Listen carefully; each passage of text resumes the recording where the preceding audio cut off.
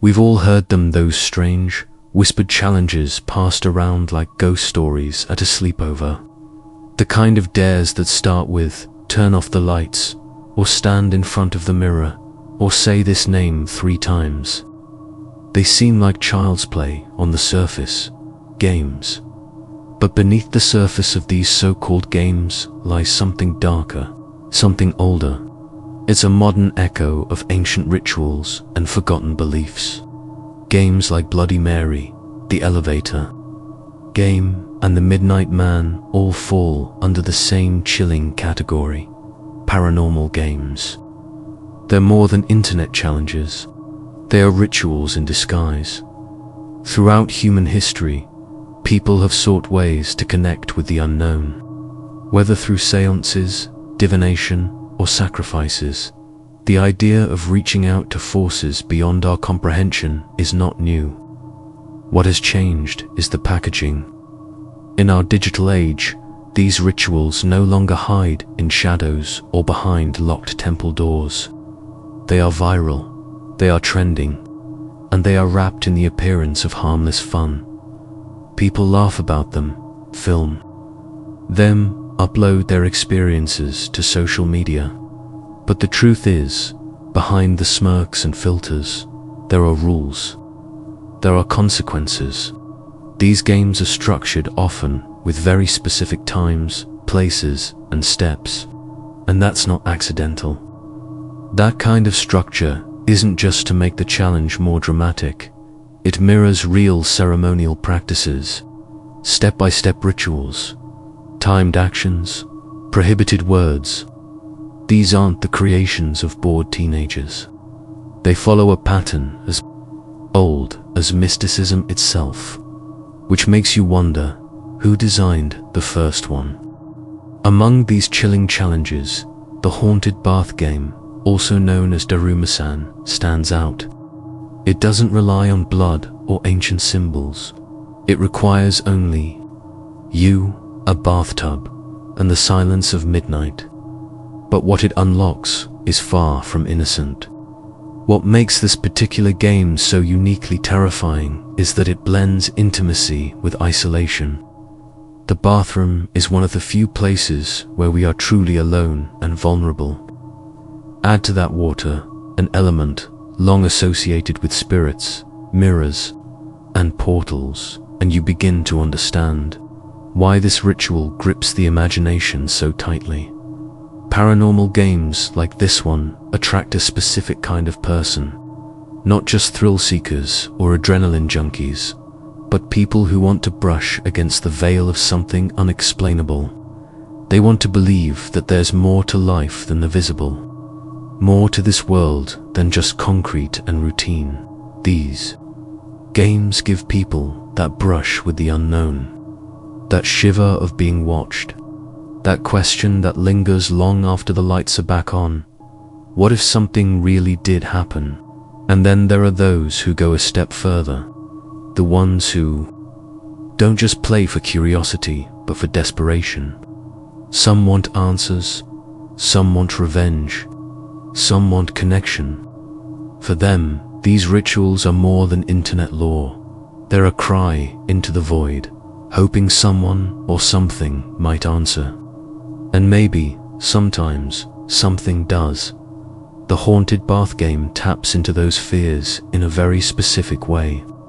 Fear of mirrors, fear of drowning, fear of the unseen standing just behind us. It doesn't need special tools or ancient books, just solitude, silence, and belief. Because once the mind opens the door, who's to say what walks through? This new wave of spiritual experimentation through games is a reflection of something deeper in our culture, a hunger for proof, for terror, for awe, and the more harmless it seems on the surface, the more it draws us in. It's the thrill of danger without consequences, or so we think. It begins with a set of instructions that seem simple, almost absurd in their calmness. But anyone who has ever looked into the haunted bath game, known in its original folklore as Daruma-san, knows that every detail in the ritual matters. Every step, every moment is designed to peel away the safety between you and something unexplainable. This isn't a prank or a dare to scare your friends. It's a solitary ritual, a doorway you open alone. The game starts at exactly midnight. The timing is important. That hour between one day and the next, when most of the world is asleep and the air feels heavier. You begin by preparing a full bathtub with cold water. Not warm, not hot, cold, still, quiet. The bathroom must be empty, no lights, no distractions. Just you, a locked door, and the sound of water echoing in the silence. You undress. The rules require that you be completely vulnerable, naked, alone. Then you step into the tub and sit down in the water, facing away from the faucet. This detail is crucial. Your back must face the tap. You are not allowed to turn around. Not now, not during the ritual, not even if you feel something behind you, especially if you feel something behind you. With your eyes closed, you begin washing your hair slowly, deliberately, and as you do, you must chant one sentence over and over again. Daruma-san fell down. Again and again. Wash, chant, as the lava builds and the water ripples.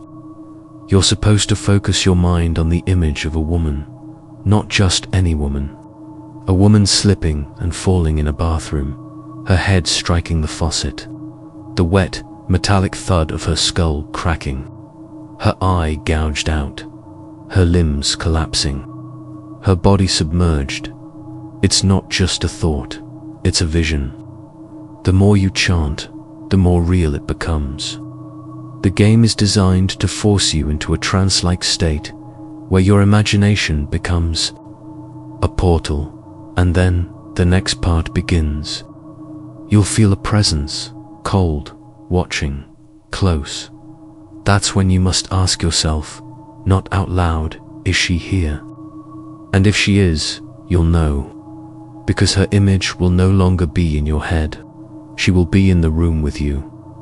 Now comes the most critical moment, ending the bath portion of the ritual. You must keep your eyes shut, no matter what you hear, no matter what you feel. Do not look behind you. Do not speak. You must carefully stand up, keeping your eyes tightly closed, and step out of the bathtub. Then reach for the towel you prepared earlier. Dry yourself off.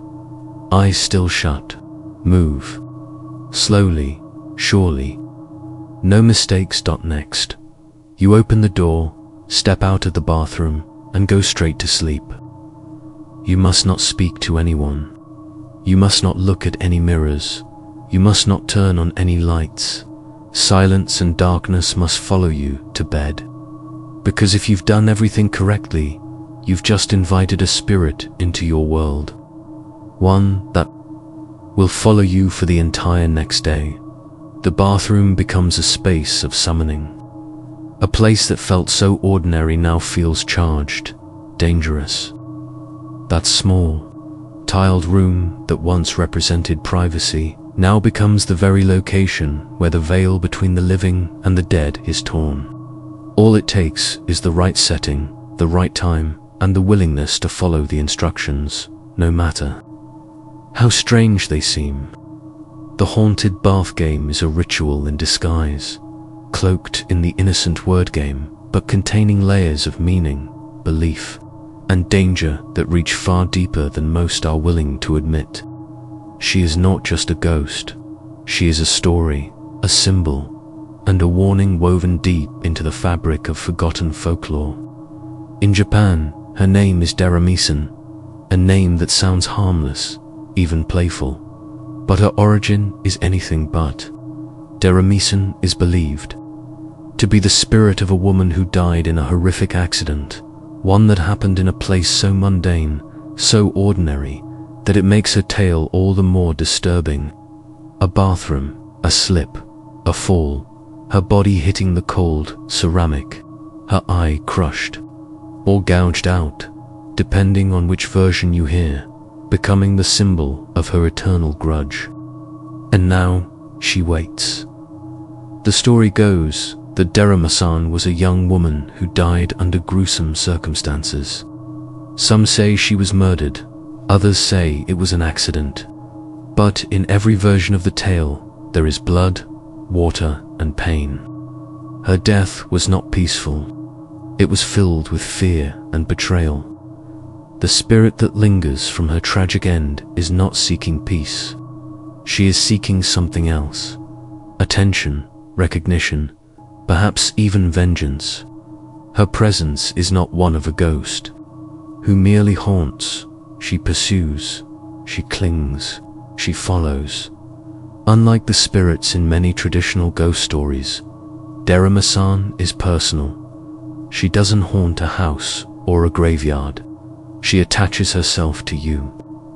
Once you invite her through the ritual, she becomes part of your world, an invisible shadow just over your shoulder.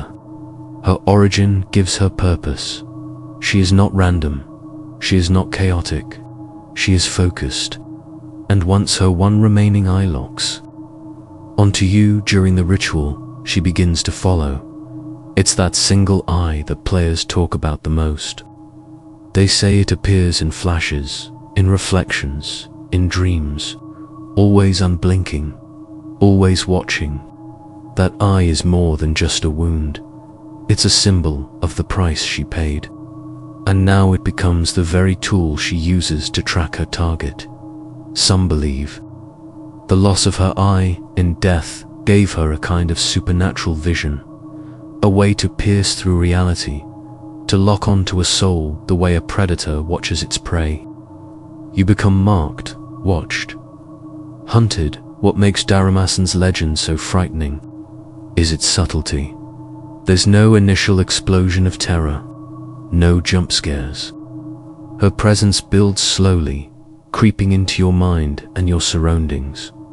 At first, it's just a feeling, a weight behind you, then perhaps a sound, a flicker in the mirror, a wet footprint on a dry floor. The slow unraveling of what's real and what's imagined begins. And that's how she works, not with grand shows of power, but through psychological dread, through waiting, watching, following. Folklore often transforms over time, but the story of Daruma-san has remained remarkably consistent, even as it spread from whispered stories in rural Japan to internet forums and video challenges across the world. The ritual, the vision, the warning, all have remained. That consistency gives the tale a disturbing weight. It suggests there's something more to it than just imagination. Something universal, a fear that transcends culture, the fear of being watched, the fear of inviting something in and not being able to make it leave. Daruma-san is not a name spoken lightly among those who know the legend. She's part of a darker corner of Japanese ghost lore, along with spirits like Kucha-sakona and Hanako-san.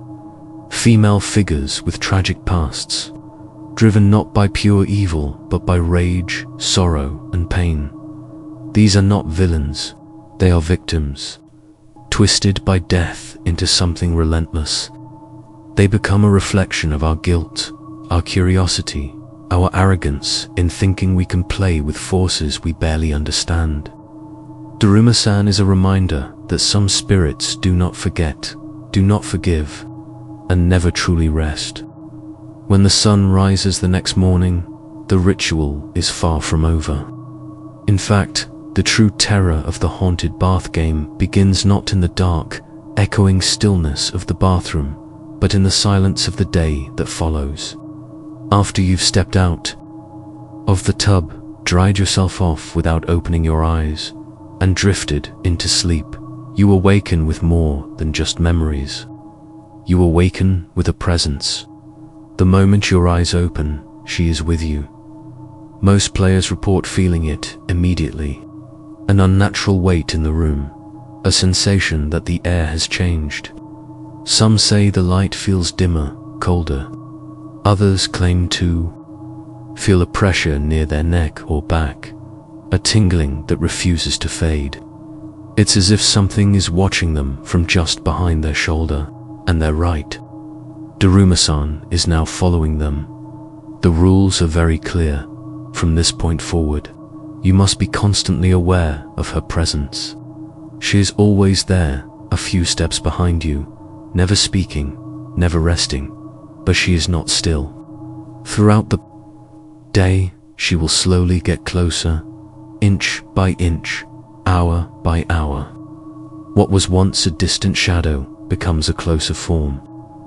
You may not see her clearly, but you will sense her, out of the corner of your eye, in the reflection of a dark window, in the distorted blur of a passing mirror, there, just behind you. Always watching with her one remaining eye, she doesn't make her presence obvious. That's not her way. Her approach is quiet, methodical, and deeply unnerving. You might hear the soft sound of wet footsteps on a dry floor. You might feel something brush against your arm when no one is near. Some report smelling water where there is none, or hearing low, wet breathing in rooms where they are completely alone. These are not hallucinations in the traditional sense. They are symptoms of being hunted by something you have willingly invited into your life. The key to surviving this phase of the game is awareness. You must never allow her to get too close. If you feel her presence becoming overwhelming, if you sense her hand reaching for you, you must shout the word, Tamari, loudly and with authority. This command means stop, and is said to momentarily freeze her in place, but it won't last. The reprieve is temporary. She will resume following you, and you'll need to stay alert all over again. Many players describe the psychological strain this causes. The fear isn't explosive or dramatic. It's slow and suffocating. You live your entire day knowing something is trying to close the distance between you, and if you aren't constantly vigilant, she will reach you. That's when the stories become unclear. Some say you fall into a coma. Others whisper that she takes your soul or replaces your reflection with her own. What's certain is that letting her catch you is not an option. Sleep becomes nearly impossible. Mirrors become threats. You may find yourself constantly turning around, checking dark corners, flinching at your own reflection. People around you might notice you acting strange, nervous, distracted, paranoid, but you can't explain, because talking about her is another forbidden act. Acknowledging her in words to others only strengthens her bond to you, and so you remain alone in your fear, silently being stalked by a spirit you chose to summon. Throughout the day, her presence escalates. Her movements may become more aggressive. She may appear more vividly in reflections. The quiet dread turns into pulsing anxiety. Every hour that passes brings her closer. Every moment of carelessness shortens the distance between you and whatever fate awaits when she finally reaches out. You are no longer just a player of the game. You are now the subject of her pursuit. Surviving the haunted bath game isn't a matter of luck or bravery, it's a matter of precision, timing, and absolute discipline. From the moment the spirit begins following you, you've stepped into a delicate dance with something that cannot be reasoned with. There are no shortcuts. The only way out is by following the remaining steps exactly as prescribed. The game does not allow for hesitation. It does not forgive mistakes. And the price for breaking the rules is steep, perhaps even irreversible. The first and most important rule after initiating contact with Daruma-san is to never let her catch you. Throughout the day, her presence lingers just behind you, sometimes closer, sometimes further away, but always there. You must maintain constant awareness of her proximity. You cannot allow yourself to grow complacent.